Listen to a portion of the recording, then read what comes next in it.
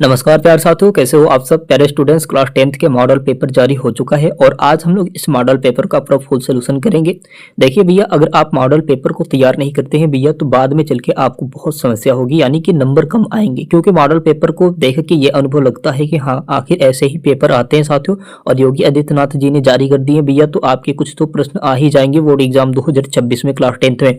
तो चलिए हम लोग देर ना करते हुए साथियों, यहाँ पर पूर्णांक आप देख सकते हैं 70 मॉडल पेपर रहेगा, 25-26 यहाँ पे 10th रहेगा। विषय हिंदी साथियों 3 घंटे 15 मिनट, और साथियों यहाँ पे दिया है कि प्रारंभ के साथियों 15 मिनट अभ्यर्थियों को प्रश्न पत्र पढ़ने के लिए निर्धारित है, साथियों यहाँ पे दिया है। तो चलिए इसके बारे में आज हम लोग पूरा फुल सोल्यूशन करेंगे। आपके जितने भी प्रश्न साथियों इसका पूरा सोल्यूशन करेंगे। यहाँ पे खंड आ रहेगा आपके दूसरा सप्ताह प्रकाशित हुआ साथियों, आपको बताना है। यहाँ पे आपको 1 नंबर मिल जाएगा। क्या दिया है साथियों, 1943 ईस्वी को, 1951 ईस्वी को, 1959 ईस्वी को, 1979 ईस्वी को साथियों बताना है आपको कि इनमें से राइट आंसर क्या हो जाएंगे। प्यारे मित्र, इनका जो होगा राइट आंसर 1951 ईस्वी, 1951 ईस्वी आपके राइट आंसर हो जाएंगे। बी नंबर आपके राइट आंसर हो जाएंगे। प्यारे साथियों, अभी तक आप हमारे चैनल पे नए हैं तो प्लीज चैनल को सब्सक्राइब करके बेल आइकन को दबा दे। 1 नंबर वाला फिर से सवाल आ चुका है साथियों। सुमित्रा नंद पंत की रचना है साथियों, आपको बताना है। उर्वशी है कि पल्लव है, साकेत है, कमायनी है भैया, इनमें से आपको बताना है राइट आंसर क्या हो जाएगा। साथियों यहाँ पे आपके कमायनी जो होंगे, डी नंबर जो होगा आपके राइट आंसर होगा। कमायनी जो होगा साथियों आपके राइट आंसर हो जाएगा। अब साथियों यहाँ पे आपके सामने आता है अगला प्रश्न कि छायावाद की मुख्य विशेषता क्या है साथियों। यहाँ पे दिया है कि प्रकृति की मानवीकरण साथियों, यहाँ पे युद्धों का वर्णन साथियों, या फिर यथार्थ चित्रण दिया है, या फिर भक्ति की प्रधानता साथियों दिया है। इनमें से आपको बताना है राइट आंसर क्या हो जाएंगे साथियों। यहाँ पे ए नंबर जो होगा ना, ए नंबर जो होगा साथियों आप लगा देंगे, 1 नंबर लेके जाएंगे साथियों। यहाँ पे आपको दिया है कि प्रकृति का मानवीकरण साथियों, ए नंबर होगा राइट आंसर आपकी। तो प्यारे मित्र देखिए, आपको पूरा फुल सोल्यूशन कराया जा रहा है, तो एक लाइक सब्सक्राइब कमेंट तो करना बहुत बनता है भैया प्यारा सा, और वीडियो को शेयर कर दे। मैथिली शरण गुप्त किस युग से संबंधित है साथियों। द्विवेदी युग से है, शुक्ल युग से है, छायावाद से है कि भारतेंद्र युग से साथियों आपको बताना है। साथियों मैथिली शरण गुप्त के बारे में पूछा है तो आप कहेंगे भारतेंद्र युग, यानी कि डी नंबर जो होगा आपके राइट आंसर हो जाएंगे। 1 नंबर भैया लेके जाएंगे आप, कितना बढ़िया होगा। 1-1 नंबर वाला सारा सवाल है। अब साथियों यहाँ पे आपके आता है कि केशव को कठिन काव्य का प्रेत किसने कहा साथियों, इनको बताना है साथियों। यहाँ पे आपको दे रखा है ए नंबर में रामचंद्र शुक्ल है ना, ग्रियसर, और साथियों यहाँ पे हजारी प्रसाद द्विवेदी, मिश्र बंधु साथियों यहाँ पे दे रखा है। आपको बताना है भैया इनमें से आपके राइट आंसर क्या हो जाएंगे। रामचंद्र शुक्ल ए नंबर आप लगाएंगे भैया, और आपके राइट आंसर 1 नंबर लेके जाएंगे। और भैया आपकी 1-1 नंबर बिटोरना बहुत इंपॉर्टेंट हो जाएगा। अब सवाल आता है यहाँ पे साथियों आपके सामने है ना, यहाँ पे दिया साथियों अजातशत्रु नाटक के नाटककार है जयशंकर प्रसाद, महादेवी वर्मा, रामचंद्र शुक्ल, सुमित्रा नंद पंत। भैया इनमें से आपके राइट आंसर क्या हो जाएंगे भैया। बी नंबर को आप लगाएंगे, महादेवी वर्मा बी नंबर को लगाएंगे भैया, और 1 नंबर आप फिर से लेके जाएंगे। और साथियों यहाँ पे आता है अब आपके सामने अगला प्रश्न। यहाँ पे दिया साथियों की इला चंद्र जोशी की कहानियों का साथियों विषय है, आपको बताना है। यहाँ पे दे रखा है ए नंबर में आपके सामाजिक, मनोवैज्ञानिक, ऐतिहासिक, राजनीतिक। साथियों इनमें से आपके क्या राइट आंसर हो जाएंगे। मैं कहता हूँ बी नंबर आप लगा देंगे, बी नंबर को लगाएंगे, आपके 1 नंबर मिल जाएंगे। कंसेप्ट को क्लियर हो जाएगा कि नहीं हो जाएगा। अब चलिए यहाँ पे हम लोग देखते हैं 8वां प्रश्न है ना। 1018 से 1936 ईस्वी तक का समय है साथियों, आपको बताना है। प्रेमचंद युग का, शुक्ल युग का, प्रसाद युग का, कि उपरोक्त सभी साथियों। यहाँ पे आपको 8वां का जो होगा उपरोक्त सभी, यानी कि डी नंबर हो जाएंगे। फिर से 1 नंबर आपको मिल जाएगा। अब साथियों यहाँ पे आता है अगला प्रश्न। यहाँ पे प्रश्न दिया साथियों कि मिलान कीजिए है ना, मैला आंचल चित्रलेखा, और उसके बाद से दिया पे कि उसने कहा था कफन, प्रेमचंद, खरीश्वर नाथ रेणु, भागवती चरण वर्मा जी। और यहाँ पे आपके घ नंबर में दिया है कि चंद्रधर शर्मा गुलेरी को दे रखा है। तो इनमें से आपकी क्या हो जाएंगे साथियों, मिलान में क्या होगा। तो मैं बता दूं भैया यहाँ पे आपके हो जाएंगे मिलान में बी हो जाएगा, ख हो जाएगा, क हो जाएगा, ग हो जाएगा और घ हो जाएगा है ना। तो यहाँ पे साथियों पहले का ये हो जाएगा, आपके देख सकते हैं।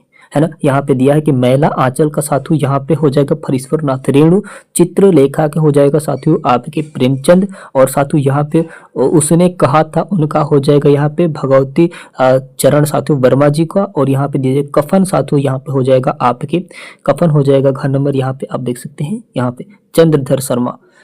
तो साथियों ये आपके राइट आंसर हो जाएंगे। अब आता है यहाँ पे आपके सामने निम्नलिखित में से, है ना, उपन्यास है साथियों आपको बताना है।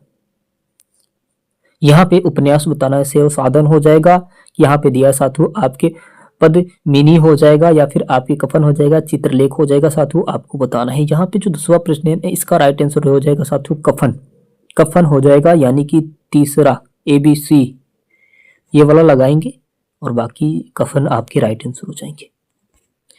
अब आता है भैया यहाँ पे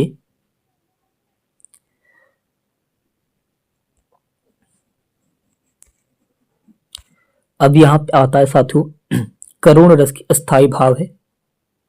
निवृत्ता साथियों यहाँ पे आपके हो जाएंगे D नंबर।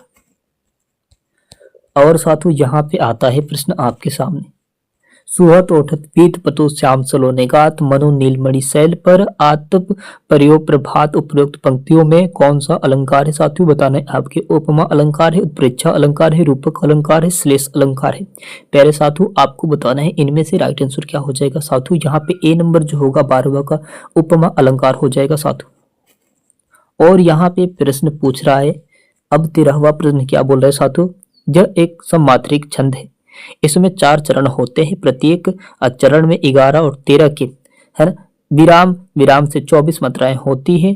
इस छंद का लक्षण है साथियों आपको बताना है। फिर से 1 नंबर का सवाल, सोरठा छंद, रोला छंद, चौपाई छंद, दोहा छंद साथियों बताना है इनमें से आपके क्या राइट आंसर हो जाएंगे साथियों। सोरठा, सोरठा, हाँ 11 और 13 विराम हेतु से मात्राएं 24 मात्राएं होती, तो भैया सोरठा आपके A नंबर राइट आंसर हो जाएंगे।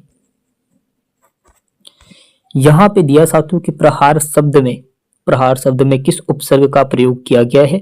प्र का उपसर्ग मतलब पहले होता है, तो प्रहार में प्र लगा है साथियों पहले, तो प्र यहाँ पे आपके राइट आंसर हो जाएंगे। अ नहीं होगा, निर नहीं होगा, पर नहीं होगा। चलिए यहाँ पे दिया साथियों कि पंचतंत्र में कौन सा समास है। कर्मधारा समास है, द्विगु समास है, तत्पुरुष समास से, द्वंद्व समास से। प्यारे साथियों बताना है आपके इनमें से राइट आंसर क्या हो जाएंगे साथियों। द्विगु समास यानी कि B नंबर होगा आपके राइट आंसर, 1 नंबर फिर से मिल जाएगा आपको। अब साथियों यहाँ पे आता है आपके सामने, अर्थ के आधार पर वाक्य के कितने भेद हैं साथियों बताना है। 2, 5, 6, 8। 16वां का क्या होगा भैया, 8 होगा, 8 हो जाएगा, यानी कि 1 नंबर हो जाएंगे। क्लियर। अब साथियों यहाँ पे आता है आपके सामने आंसू का तत्सम रूप है, रोना, आंख, अंशु, अच्छु। साथियों बताना है इनमें से आपके क्या राइट आंसर हो जाए। आंख हो जाएगा प्यारे साथियों, आंसू का आंख हो जाएगा। तत्सम संस्कृत, तद्भव हिंदी। अब साथियों यहाँ पे आता है कर्मवाच्य में साथियों प्रधानता होती है बताना है। कर्ता की प्रधानता होती है, कर्म की प्रधानता होती है, भाव की प्रधानता होती है। इनमें से कोई नहीं साथियों बताना है। इनका जो राइट आंसर होगा कि भाव की प्रधानता होती है साथियों यहाँ पे। अब आता है साथियों यहाँ पे आपके ताम्र शब्द में वचन एवं विभक्ति है। षष्ठी विभक्ति एक वचन, सप्तमी विभक्ति एक वचन, है ना, षष्ठी विभक्ति बहुवचन, चतुर्थ विभक्ति बहुवचन। प्यारे साथियों बताना है इनमें से आपके क्या राइट आंसर हो जाएंगे। A नंबर आप लगाएंगे, षष्ठी विभक्ति एक वचन। यहाँ पे प्रश्न दिया साथियों निम्नलिखित शब्दों में सर्वनाम है साथियों बताना। मनुष्य है, मनुष्य सर्वनाम है साथियों, तो बचपन सर्वनाम है कि कोई साथियों यहाँ पे देखे उपरोक्त सभी। तो साथियों इनका जो राइट आंसर हो जाएगा ना कि कोई हो जाएगा, यानी कि 1 नंबर फिर से क्लियर हो जाएगा। अब चलिए साथियों यहाँ पे प्रश्न आता है, इसे हम लोग देख लेते हैं। 6 नंबर का रहेगा साथियों। यहाँ पे आपके खंड ब दे रखा है कि निम्नलिखित गद्यांश पर आधारित 3 प्रश्नों का उत्तर दीजिए। भैया यहाँ पे आपके 3 प्रश्नों का उत्तर देना है कि भिन्न भिन्न धर्मों के मानने वाले भी।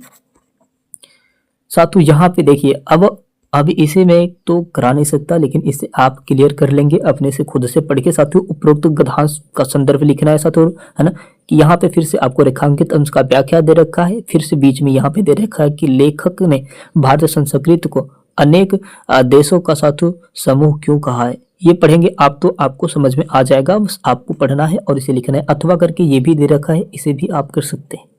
अब साथियों यहाँ पे दे रखा है आपके आपके यहाँ पे प्रश्न दे रखा है, निम्नलिखित गद्यांश पर आधारित 3 प्रश्नों का उत्तर दीजिए। भैया ये भी आपके वही है, ये पदांश है, तो पदांश में आपका मिल जाएगा अथवा करके यहाँ पे दे रखा है।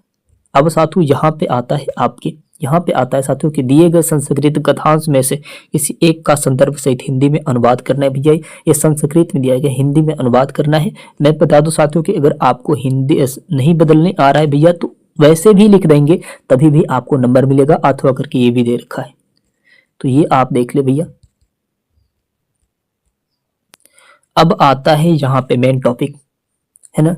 ये अपने पठित खंड काव्य के आधार पर निम्नलिखित प्रश्नों में से किसी एक का उत्तर दीजिए। भैया देखिए यहाँ पे जिला वाइज जाता है, तो मेरा जिला बलिया है भैया,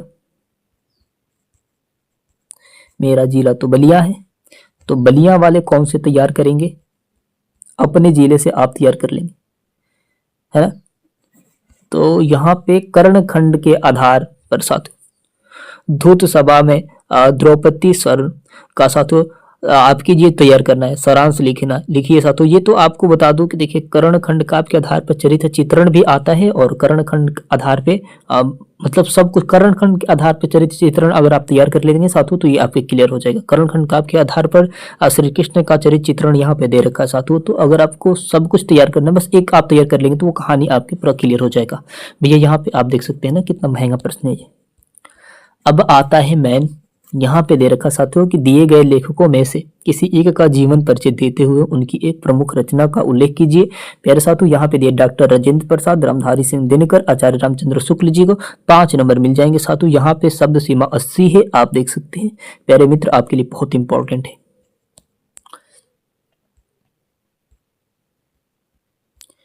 अब आता है यहाँ पे, ये भी देख लीजिए, ये भी आप क्लियर कर लीजिए प्यारे साथियों। यहाँ पे आप देख सकते हैं आपको बताया गया है कि दिए गए कवियों में से किसी एक कवि के जीवन परिचय देते हुए उनकी एक प्रमुख रचना का उल्लेख कीजिए।